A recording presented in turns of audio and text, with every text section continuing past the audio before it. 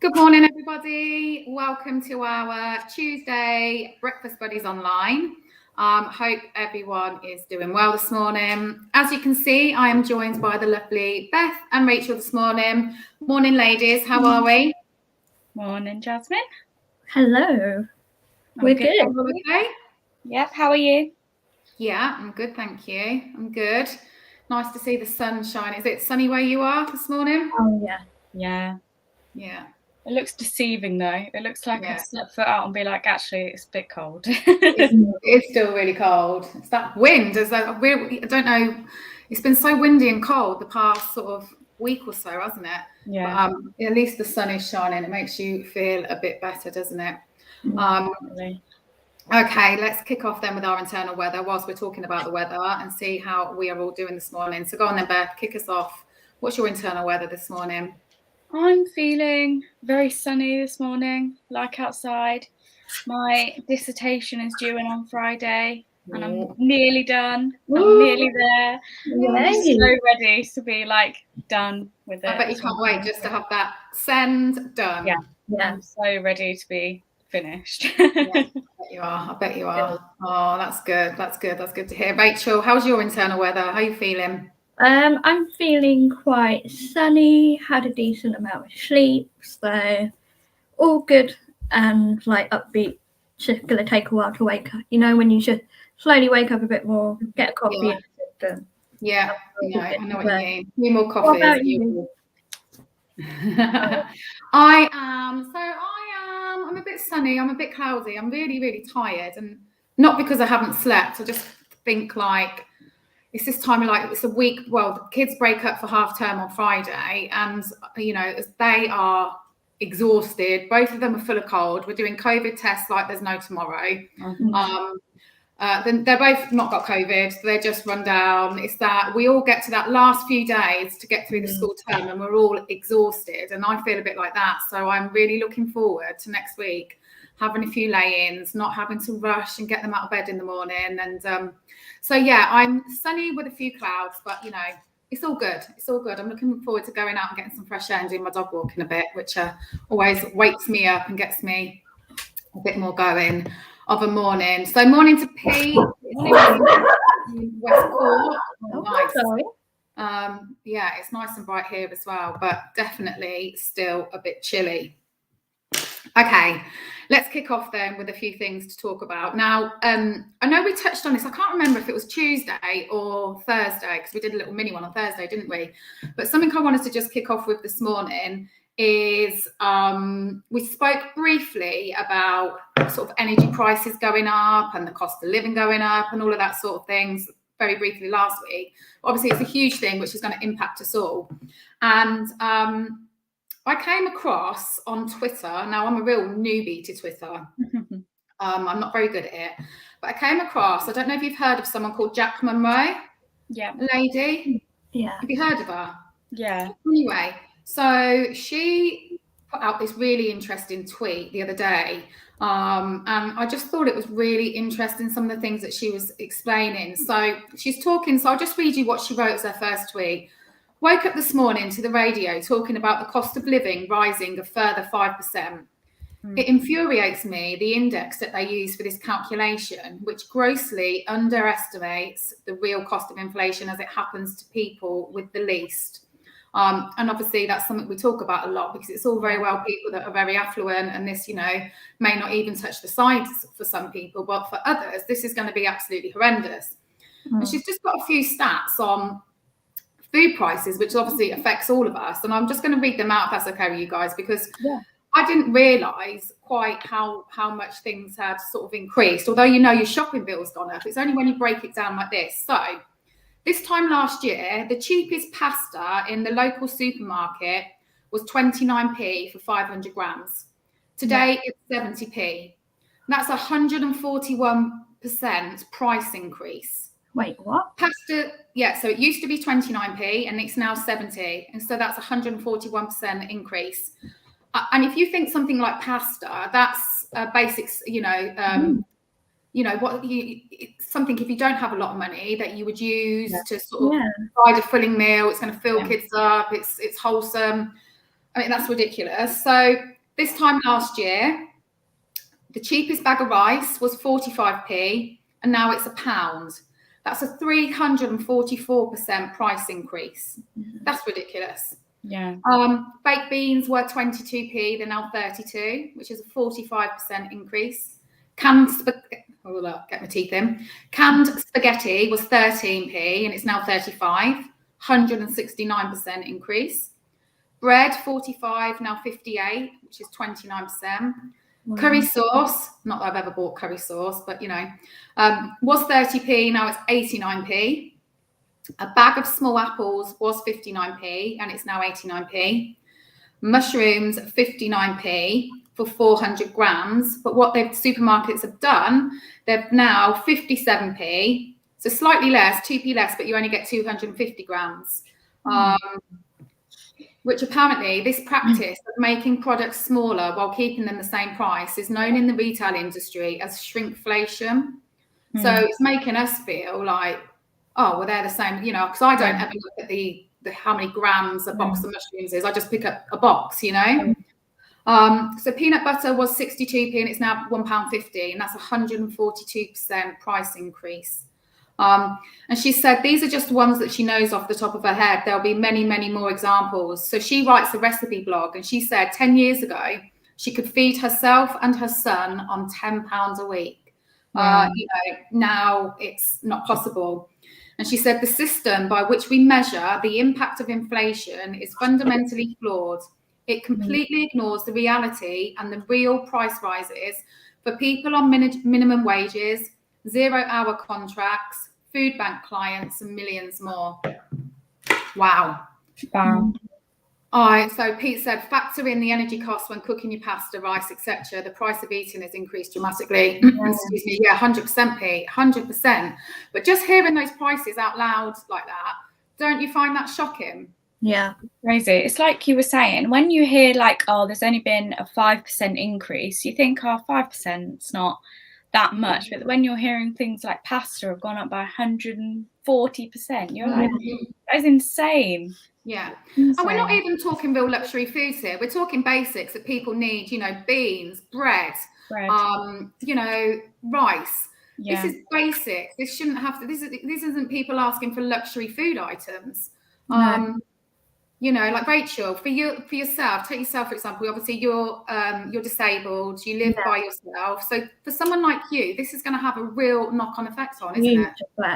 Like I was really shocked with the pasta because you buy them in bulk because I do easy pasta recipes with pesto and either with olives, spinach, kale, and that's my lunch. And it's frustrating that now it's gone up so much that now I have to re-evaluate, okay, how can I make it more budget friendly for me? Yeah. It looks like I might only have less shopping in order to afford it. It's crazy. Yeah, I know. And then, like what Pete just said, then you factor in your energy prices going up as well. Yeah.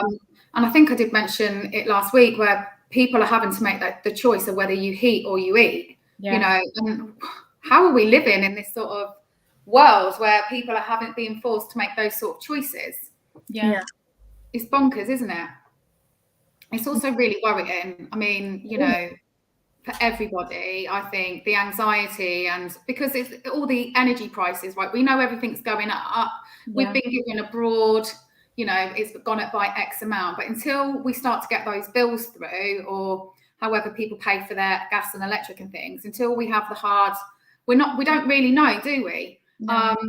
And a lot of people aren't in a position to go, well, I'll put an extra few pounds by each week or each month just to factor in that most people are living hand to mouth as it is, great, huge proportion of society, especially following the pandemic, are really struggling as it is. And then factoring this in on top of all of that, it's just really worrying times, isn't it? Yeah. It's like you were saying, when you shop, you don't look at how much it is for the grams. It's like the same with alcohol. I know people who will look for the price per litre as opposed to the price of what they're buying. And I just don't think like that. But I think maybe now I actually need to start looking at that. Yeah. I think we've all got to start to be a bit more savvy. But, a lot of people don't have the time. I know some people can sort of go, well, I'll go to, I don't know, Lidl and buy X, Y, and Z there. Then I'll go to Iceland and get. Yeah. If you've got that time to sort of shop around, or if you know there's sort of some special offers or deals going on, it's fantastic. But in general, and most people don't have that time, as well as working, to be able to shop around to the shops that have got the best deals going on. I mean, I shop in Lidl, and anything I can't get in there, I'll you know, because there always are a few things. And also, since the pandemic, the shelves seem to be half empty all the time. You can never get the same as what you used to. And then I'll perhaps snip into like Tesco's or Morrison's to pick up a couple of extra bits. But like, a lot of people just don't have the time to do shopping around to get those best deals. And you go to the shop and you pick up what you need. And it seems to be that our shopping food bills are just going to continually be going up at the moment, doesn't it? Yeah. So Pete said, the boss of Tesco said last week that he was worried about the increase of food prices, but not worried enough to use some of their astronomical profits to cut prices. Yeah, 100%. I was speaking to Bianca this morning and she told me, I haven't actually seen it myself, but apparently, I don't know if it was on the news or an article that came out, that although all of our energy prices are going up, like nearly all the energy companies made a profit last year. So why are our energy prices going up if they've made such a profit? Something's completely wrong with our whole system, isn't it? Yeah.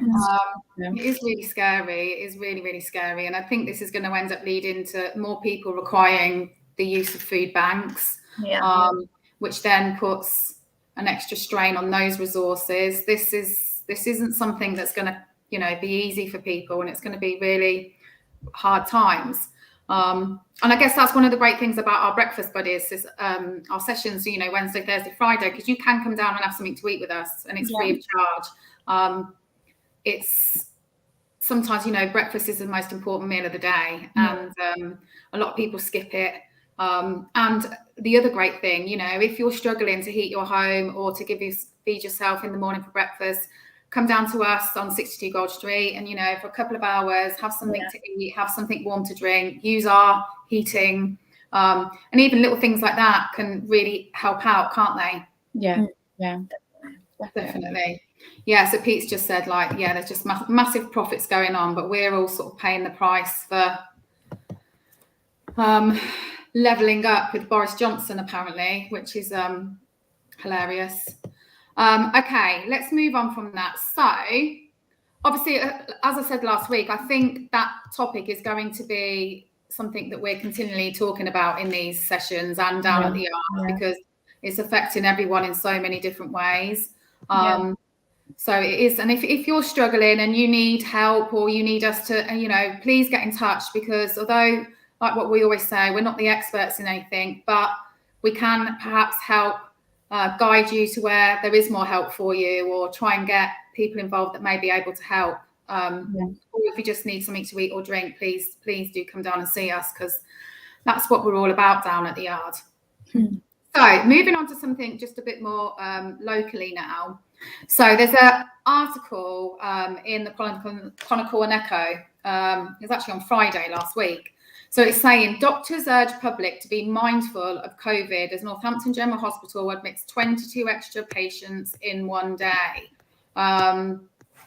See, I am finding that there's COVID everywhere again at the minute. Now, I guess because both my kids are in school, and our schools in Northampton, the ones that my kids are at, sort of, we did the whole COVID thing about October time. Classes were shut in. Both my kids had it. I had it. And then it's all sort of petered out. And it feels now we're going back into a whole cycle of it again. It seems to be, I know it's never gone away, but it seems to be sort of really close again, if you know what I mean. So many of the kids' friends have got it, teachers, some of my friends in the village. And obviously from that article in the Chronicle and Echo, we are struggling in Northampton. Rachel, did you find something about? Yeah, I found that they, like, for people who want to kind of have a better track of the cases, obviously we used to rely on sending off the flow The railroad company. Sorry, that's my Did that answer your question? Yes. Sorry, that was my Alexa. Thanks for your feedback. Oh, sorry, that was my Alexa. She obviously like heard something on here, and she's like, no idea what she's talking about. This is why Alexas, they're scary. Okay. Send it off, and then we would get the results of it. But now it's kind of like the tip of the iceberg. The cases that are reported are not really what might be the reality. But the government have a tracking thing. But I'll share the link on the chat if I can. And I will share the screen of not that one, screen 2. Yeah, you. So same thing again with the map, but it's basically the government has an interactive map that you can use, and you put in your postcode. So I'll just say, and then for example NN5 7. If not, we got this. So Kingsley Spencer area, which is what I'm trying to look for. Cases 226, up 23.5% rate per 100,000 people, and it's increasing, and that's just not all of it that's reported either. Scary, isn't it? I'll share the link on the Discord because I can't. Yeah, share the link because then people can have a look and see. But this is the thing though, isn't it? It's like, because they've changed the way of reporting it now. So obviously now if you test positive on a lateral flow, but you don't have any symptoms, you don't have to go for a PCR, do you?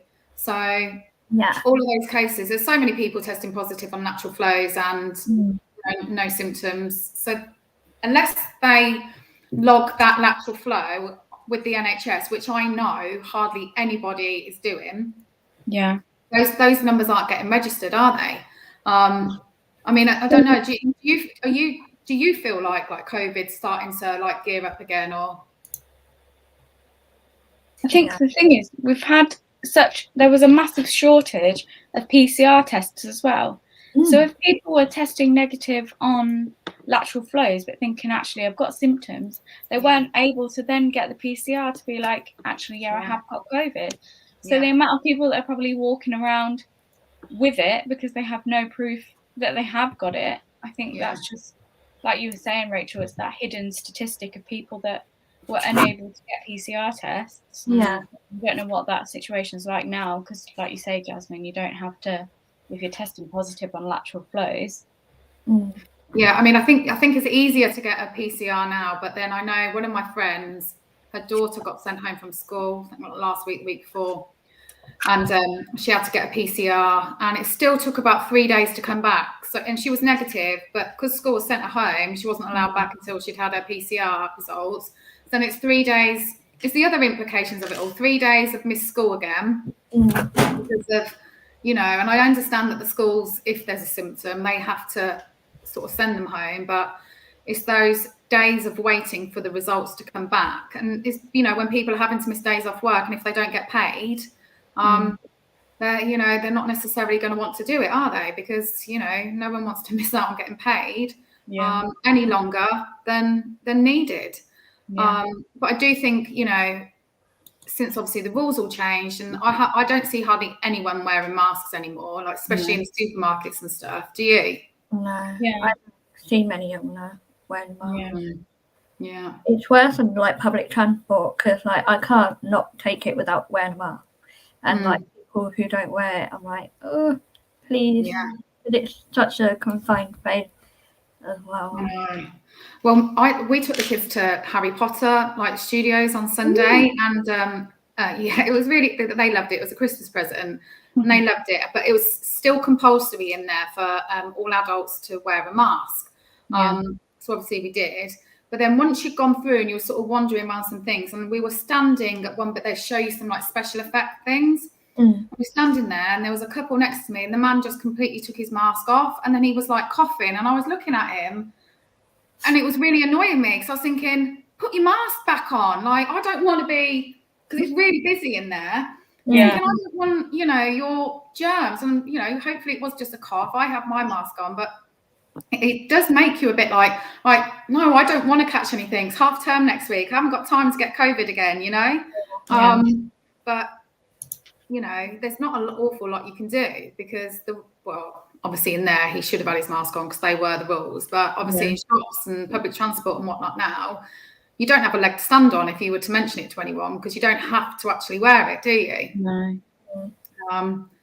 But, I feel like we're just in a place now where people just, I don't know, they're not so bothered. They think it's over. They think the pandemic's over. I think people aren't dying, but just that Chronicle report. So 22 people admitted in one day. Still quite high for Northampton, isn't it?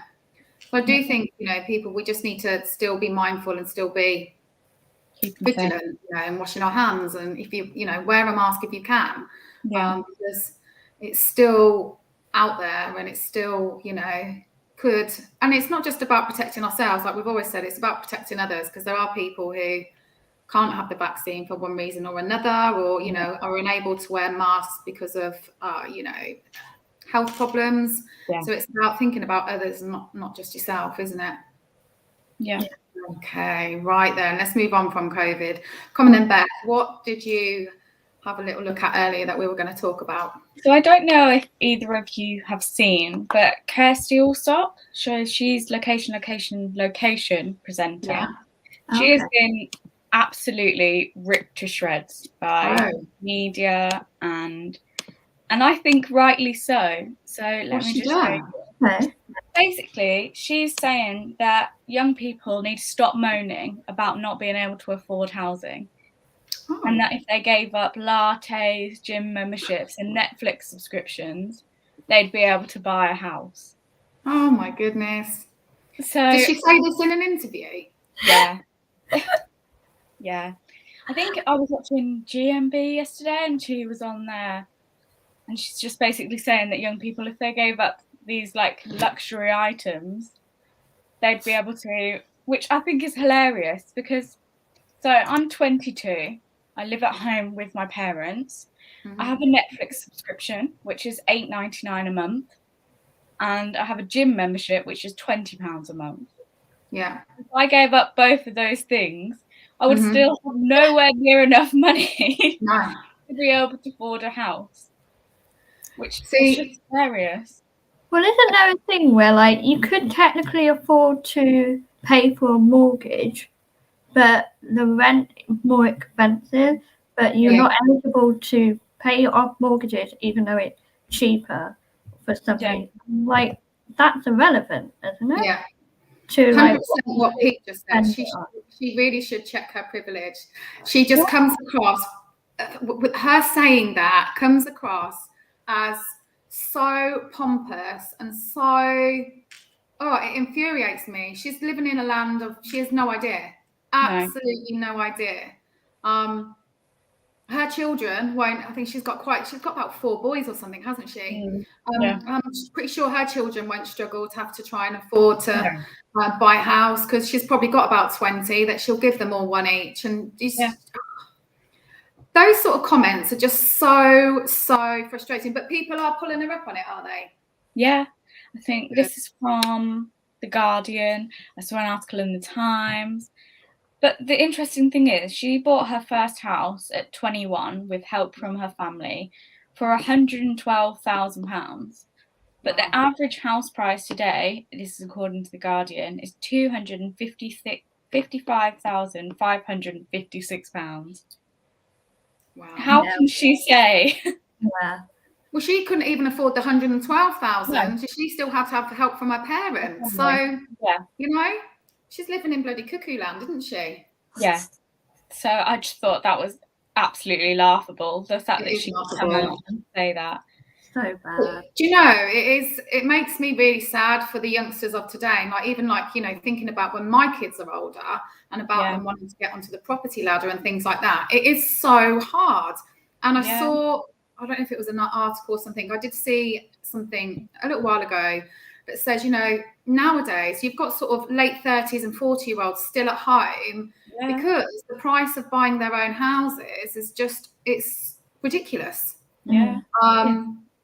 It's a real shame. And like that, what you said, Rachel, you can rent a house. Yeah. You can be trusted to pay rent, which is a lot more expensive than a mortgage, but they won't trust you to pay a mortgage.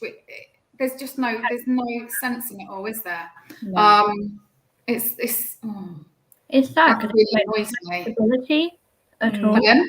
There's no stability, so it's like we have to kind of rent and float everywhere in order instead of having somewhere that you can just call home where you know there's not going to be any issue if you pay your bill, pay your rent, like mortgage, then nothing going to tip like flown off the table in that sense. And also, if you think about all of these price increases that we've just spoken about, how's that going to make it any more affordable for anyone, young person, or to think about getting on the property ladder and buying a house? This is only going to make it worse, surely. Yeah. Even without Netflix, like the price of pasta, I think it's going to be more than Netflix. No, honestly, like you can't even sit in your room and eat a bowl of pasta and watch Netflix anymore. No. Do you know what I mean? What's the world coming to? This is out of order. You'll have to go on to pot noodles. They're probably more expensive than the pasta these days. But it is. Do you know what? I never really liked Kirsty Allsop. I used to watch that program, and I always thought she was a bit up her own, which has just it's just confirmed my my opinion of her. Well, let's hope she scurries away somewhere and doesn't make such nonsensical blooming comments again. Okay, right. Have we got anything else? Do either of you two? I know what I was going to talk about very quickly. What is your guys' opinion on Camilla? Now, I know probably Rachel, before you sort of joined our team down at the yard, when we was in lockdown, we used to do these sort of, that was called tea and toast, and we used to do them online every day. And quite often it was when the Meghan and Harry thing was all kicking off with the Oprah interview, wasn't it, Beth? And like we had some quite heated discussions at times about our opinions of the royal family. So I don't expect it to be quite as heated today. But what do you guys think? Should Camilla be queen? Do we like Camilla? Rachel? I don't really have any opinions with royal family, but you're not a royalist then? No, I mean I was kind of interested with the whole Meghan Markle and Harry going off to America, but other than that, I didn't really inform myself so much with the monarch. But isn't she with Charles? Yeah. Yeah. She's married to Charles Charles. is being accused of. No, that's Andrew. Andrew. Okay. So careful. Our future king. He's not how much I know. But I feel like we know he's not. Well, you never know. Stranger things have happened. I mean, with I guess if it's the Queen that thinks that it's the right thing to do, they're in it, they've done it together and everything. Yeah. Yeah, but I wouldn't know based on public opinion. Yeah. If it's Beth, what do you think? Well, I was just having a read, and she wants her to be Queen Consort. Now I don't know what that means. I don't either. Have a look. Well, do you know my opinion on it? So regardless, Queen Consort, I just don't like her. Now, I've got nothing to back this up, apart from the fact I really loved Princess Diana, and I've never gotten over my fury that Prince Charles and Camilla had an affair. I know. And Diana's dead, and I just don't like the woman. I don't think she should be queen. I don't think she should be Queen Consort, but I don't like Philip either. I think we skip that generation and we go straight to William and Kate. Yeah, I like that. Honestly, more they're more relative. They're more sort of Queen. No, we're not calling her Queen. Camilla and Charles. They're so outdated. With in my opinion, they're too old now. Why don't we have a few, ageist as well? In my opinion, let's get Will and Kate in. I think they could do more for our country and probably turn around a lot of people's opinions on the monarch and the royal family. Did any of you guys see Kate's now doing the England rugby. She's like, I don't know what the word is. It's not the face of it, but she was with the England rugby team the other day, and they just seem a lot more down to earth and actually real life, as opposed to Camilla and Charles, who just walk around looking at bloody gardens all the time or something like that. I don't know what they do, but not interesting. So Pete's just said, point, Pete. is there a place for a monarchy in modern society?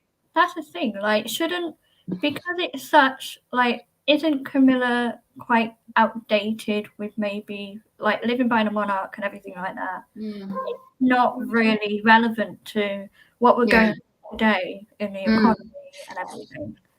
Like, I don't know. I don't know. I mean, did you find out what Queen Consort means, Beth? Basically, it just means that they're the wife of the reigning king. They share the social rank and status. Because she's married to him. Well, I'm a no, and I don't want Charles to be king either. So I don't know. Kill him off. Yeah. Just crawl away into somewhere with your brother Andrew. Just go away. It'll be interesting to see what happens though. Whether well, because the Queen has given. She said that she would like that for Camilla to be. Yeah. But it's I don't think so. How old is Camilla? Oh, she's got to be in her 60s, late 60s. Not being fun, but isn't that a bit old? Wow, Queen's. How old's the Queen? 90. Yeah, but like if it could be like a new thing to hand over. Well, yeah, I mean, they won't be on there for long, will they? Right, that's what I'm thinking. Without talking, not wishing them dead, but they're not going to do a long reign like old Elizabeth, are they? That's what I'm thinking. Like, wouldn't it be like for younger? I don't know. Yeah, that's why I think we should just skip a generation. Let's just go straight to Will and Kate. I'm all over that. I like Will and Kate. I think they've got more to offer. And I'm not a massive royalist. And like Pete's saying, is there a place for a monarchy in modern society? I don't know. I really can't answer that question. In some ways, I think yes, but then I don't know. Pete's just said, if you need a figurehead, why not have an elected president? Yeah. Something that, that people actually have a say in, as opposed to this is your queen, this is your king. Yeah. Is that basically what monarch is? Like the title, king, queen, prince? Yes. It's the royal. The monarchy is the royal family, isn't it? Yeah. Isn't it? Oh, okay. So, yeah, I don't think we need it. That's my understanding of it. I'm not all clued up on the royal family. I just know I like a few of them. So that's what most countries have. Yeah, they have an elected president. Yeah. But then I don't know how it would ever change, because if we've got the royal family, surely we're just stuck with that for life now, aren't we? Because it will just keep going through who has the power to change that? Well, people. You only have to look at like French Revolution and things like that. Well, I'm not good at stuff like that.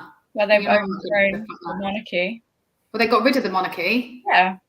Oh. It didn't last very long. Yeah, did they have a big war though? Is that why? Yeah. Oh well. Watch this space. Maybe a revolution is coming. Who knows? Okay, let's move on then from the royal family. Watch this space. If Camilla gets made queen anytime soon, we will talk about it. So Pete's just put the people make the choice. Yeah, but I can't. But there are a lot of royalists out there, though. There are a lot of people that do like the royal family, aren't there? What, like the lady who hosts Location? Probably Kirsty Allsop. She's a real royalist. Yeah, he definitely is. Yeah, definitely. Okay, so Beth, you were going to talk about. So obviously, it's some people's worst day of the year next week. It's Valentine's Day. You were going to talk a little bit about this. Go on then. You said you had a few like facts and figures. First of all, are we into Valentine's Day? Are you guys into it? I like love, but I am not going to pay more money to celebrate love. Yeah. Are you the same, Beth? Yeah. I find it absolutely ridiculous the amount of money that some people, like, if you look at the price of a bunch of flowers on, like, bunch of roses on Valentine's Day, then, like, you know, a few days before. Yeah. I don't even like, and I've very ever rarely done it. Like, I don't even like going to a restaurant or a pub on Valentine's Day because they put all the prices up. Yeah. They cram people in so tight. I do get my husband a card, and I always get my kids a card as well. But that is it. That's like, you know, it just gets a bit much, doesn't it? Yeah, it does. Go on then, Beth. Hit us with your. So, some statistics about Valentine's Day. A person in the UK, on average, spends about £35 for Valentine's Day. What are you buying? Yeah. What are you buying? I'll tell you what I do like on Valentine's Day, though. I do like the M&S dining for two meal. Quite a bargain as well. £20. You get a starter, a main, a side, a dessert, a bottle of wine, and a box of chocolates. Wow, that's good. Yeah. So that, a tenner a head, yeah. What would you? But some people do. I remember I used to work at Nationwide Building Society years and years ago before I had kids. And I used to hate Valentine's Day because it was like a competition of the women getting these flowers delivered. And I kid you not, you get a phone call, you go, oh, you've got some flowers at reception. I never did. Like, go down and they come back with these massive bouquets of flowers. And like, it was just, it just used to make me cringe because it was literally like, who's got the biggest bouquet? Do you know what I mean? And you think some of these flowers must have cost an absolute fortune. Yeah. In Britain, £261 million is spent on flowers on Valentine's Day. On one day? On one day. That's crazy. It's insane. That's just stupid. Just go to Aldi. The flowers are good. Go to Lidl, you can get a lovely bunch of 9p. £5, just a little bouquet, cute. No. Yeah. It's ridiculous. Insane. Around 145 million cards are sold on Valentine's Day. Oh my gosh. That makes Pete's just said, did they order the flowers themselves? Do you know what, Pete? Sometimes I actually did used to think to myself, they're surely not. Like, they've ordered that's being sent to themselves to join in with the competition. It's ridiculous. Any other? Men spend twice as much on Valentine's Day as women. That's a lie. I don't believe that. That's an absolute lie. I mean, I'm lucky if someone remembers to get me a card. Yeah. You know, I don't think, it's the statistics, but I would not believe that one to be true unless they feel like they're rubbish all year and Valentine's Day they spend probably buy like a £50 bouquet of flowers and a card and take them out for dinner, job done. Yeah. But then I don't think those ththings are as meaningful when it's on Valentine's Day. Like, I'd rather not get a bunch of flowers on Valentine's Day and get one any other time, just because that shows a bit more thought. Just because sorry. It's made me jump. Literally, I'll be 2 seconds. No way. But I think the same about like things like Mother's Day. Obviously, I love my mum and I respect her every single day throughout the year. And why do I have to, on that one day, buy flowers and a card to be like, look, Mum, I think that should be something that happens throughout the year, you know? Yeah, it really should. Like, with Mother's Day, I think that's just as expensive as Valentine's Day, maybe, compared to Father's Day. Because I don't think many people do much for Father's Day when it comes to, like, expressing through money and payments and stuff. Yeah. When I say to my dad, I'm like, oh, it's Father's Day. He's like, oh, don't get me anything. That's what my dad always says. That's what my dad always says.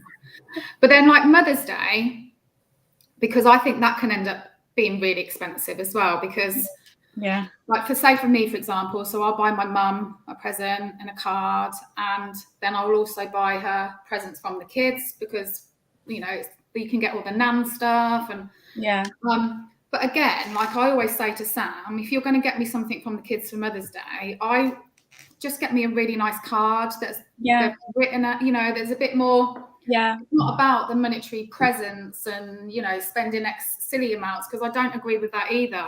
But for me, a lovely card with them putting a bit of time and effort into writing something lovely in it is so much more meaningful. Yeah. Because it all just becomes a lot for people, doesn't it? Yeah, yeah. I think even making something, like I know, like when I was younger, I always used to make something for my mum at school. It would be like, okay, you're going to decorate this tea coaster to give to your mum. Oh, honestly, some of the homemade stuff that the kids would come home from school or preschool, like for Mother's Day, and the cards and that, just so much more than them going out and buying me flowers or chocolates or. And you keep them, don't you? It's something that I've got all of them. Yeah, I've got like this memory box, but all the little things like that the kids have made me, I've kept, because they're just so lovely and definitely mean a lot more than, you know, going out and spending 30, 40 quid on something that I don't need. I mean, don't get me wrong, if they want to give me a present, I'll accept it, you know, no, but seriously, those little handmade and thoughtful things mean so much more. I think time is so valuable, isn't it? Oh, 100%. Yeah, 100%. And it just, when people have taken that time to do something like that, it's just so much more thoughtful as well, isn't it? Yeah, definitely. Just going back to Valentine's. So, do you guys do anything on Valentine's Day? Do you go out, or do you do galentines? Do you do anything with your friends? Because it's a thing now, isn't it? Galentines is a thing now. It never used to be a thing when I was younger. So if I was single on Valentine's Day, it was literally like, oh, this is the most depressing day of the year. But now it's actually quite cool to do galentines, isn't it? Yeah. Are you doing galentines? Because it's the case of, it's the first time me and my best friends are single. So we're going to actually just enjoy, like, we are independent women who don't need no partner, and we love each other and we respect each other, and we're going to treat each other how men should treat us. So I'm going to be doing the whole and delivering cards, flowers, turning up with Starbucks, her favourite iced coffee, and it's just for her to know that even if she doesn't have anyone, this is the standard she should keep. To be like, if you don't treat me this way, then type thing. Oh, that's so lovely, Rachel. I teach that to each other a lot more. Yeah, 100%. 100%. What about you, Beth? You got any Valentine's plans? No, I think it'll be like any other day for me. Same. I have said to Sam, I will go out and get an M&S dine-in for 2 meal. But again, why have I got to go and get that? Why can't he? But, you know, as usual, it'll be me. But I like, last year, I was talking to the kids about this the other day, because last year we was on lockdown, weren't we? Yeah. And Henry decided, because you couldn't go out or do anything, not that we do anyway, but Henry said, because it was on a Sunday last year, Henry said, why don't we have a family, like, Sunday roast? He said, but we all dress up. Aww. So, like, Sam put a suit on, I put a dress on, Mabel put a bridesmaid dress on, and Henry wore like his little suit. Honestly, it was so nice. And the kids absolutely loved it. And we all just like set the table all nice, and it was as though like we're out at a restaurant. But that was really lovely, and the kids absolutely loved that. It just goes to show you don't need to go out and spend money to be able to, you know, do nice things and make nice memories, do you? No. So but anyway, Valentine's Day. I'll be obviously standing at the door waiting for my big flower delivery to come. I better not go out all day, because I'm sure Sam's, you know, got something up his sleeve. Okay, so let's move on from Valentine's Day. So I think one last thing we're going to talk about today, Children's Mental Health Week, isn't it? Which is really, really important. And I just wanted to quickly read out something I shared this morning on Facebook, and it was one of those all aboard on the, what they called, hold on, all on the board, you know, when they do that. So it said, so it's Children's Mental Health Week. So children get sad, children feel bad. Children sometimes think they are going mad. Children get stressed, children get depressed. Children sometimes think their lives are a mess. A child's mental health is more important than any school grade. It's up to us to give them the courage to speak up and not be afraid. I love that. So true. And I think something I've said so many times on here, but, you know, we are not even close to the tip of the iceberg as the mental health knock-on effect from the pandemic and from the past few years. You know, obviously there's always been children's mental health, but I do think it's massively been affected through the last 2 years that we've all lived, and even going forward. You know, there's going to be children who might not be able to eat a decent meal at night. There's going to be children who might be living in a cold house and having to put extra layers of clothes on, you know, so many different factors. And I think it's one thing that a lot of people forget. Just because they're children doesn't mean they don't sometimes experience the same feelings that we do: anxiety, depression, worried, and they don't know how to express those emotions and how to, you know. And one thing I've said on here before, which I'm such a massive advocate of, and I think it's something we're really lacking in, is why don't our children have mental health education at school more than what they do? To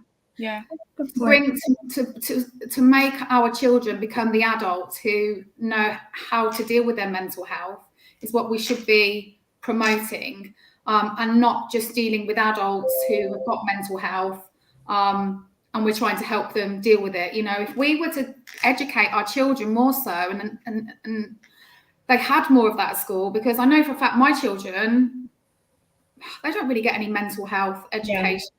There may be an odd day where they'll go, oh, you know, it's okay to say you're not, but there's not an awful lot of it. It needs to be something, I think, that there's more of going on, because it's so important.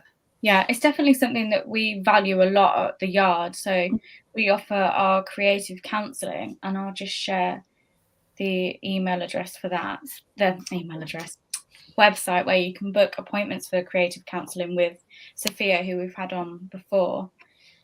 So we think it's really important for young people to recognise their emotions and then be able to get the support that they need for them. So with our creative counselling, it's not just sitting down and having a conversation. We do different art activities. So then that acts as a bit of takes the focus away. It makes the conversations a bit easier, and it helps that Sophia is just really lovely. So definitely.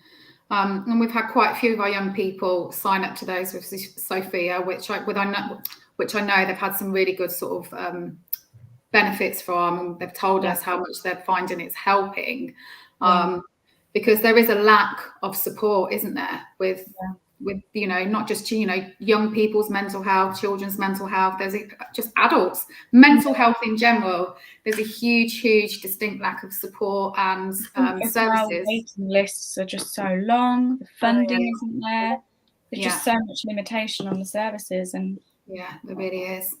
So if that's something that you're watching us and you think you know someone who really might benefit from that, or yourself, or please do get in touch, because we can offer sessions for free. There's affordability ways for people if you're thinking, oh my God, I can't afford this.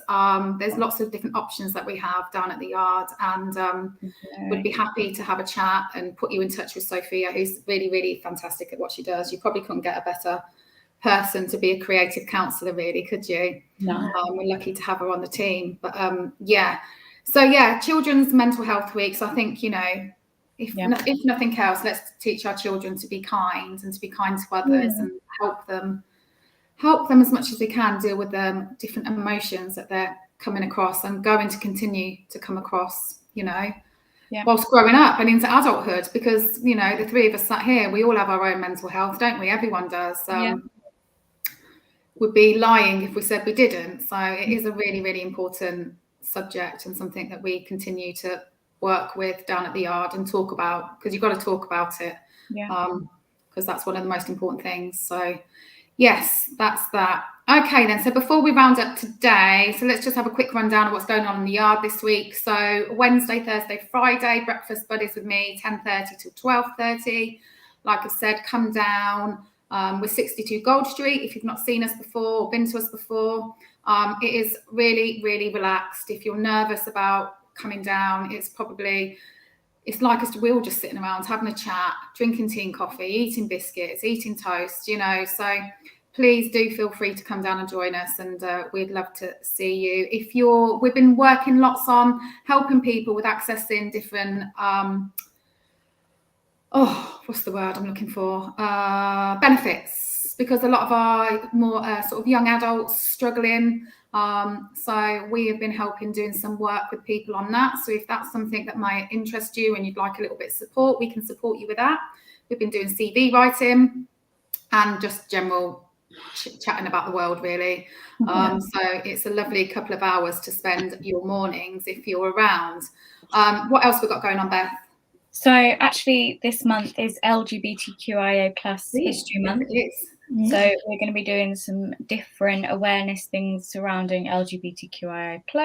So we're going to be doing some chalking. We're going to be chalking positive affirmations and quotes around town. So keep a lookout for them if you're in town. Have a look. If you see any, take a photo and pop it on our social media. That would be really good. Yeah. So Wednesday we have our Just Living. So like we were talking about cost of living, this is where we learn cooking skills. We're going to do some different skills about food prices, different things like that. And then after that is our Legends to Leaders, which is social activism. So that's where we're going to be doing our chalking. Thursday is our Game Against Gangs program. So this is where you can come along, have a game. We've got our arcade machine, we've got a pool table. Hopefully soon we're going to have some different consoles that you can come and play on, which will be really good. Friday is our open youth session, so you can just come along, have a chill. We normally got the music on, pool table out, different things going on. And then Saturday we have all our gaming, which was really great on Saturday, wasn't it, Rachel? Yeah, it was really great having like loads of people come up, which is really nice to see, and different variety of people too. Yeah, which is great. The word's getting out there. Yay! So we do all the gaming on Saturday. Yes. Awesome. Well, it sounds like we've got another packed week ahead of us. So if any of those things that Beth or myself have just mentioned, you feel like you'd like to find out a bit more about, or you're uncertain, is it right for you? Drop us a message. You can email us at theyard@communitycourtyard.org, or just drop us a message on any of our social media and we'll get back to you. But we really do have something for everyone. So we'd love to see you come down and join us on one of our sessions. Right, ladies, that's us done. Another Tuesday over and out. Thank you so much for joining us this morning. It was a good chat. And next Tuesday, we'll obviously have to spend quite a while talking about all the Valentine's gifts we got. It's going to be obviously a lot. Yeah, we'll see. But have a great day. Thank you, everyone, for watching and interacting with us this morning. And we'll see you all again next week. See you later. Bye. Bye.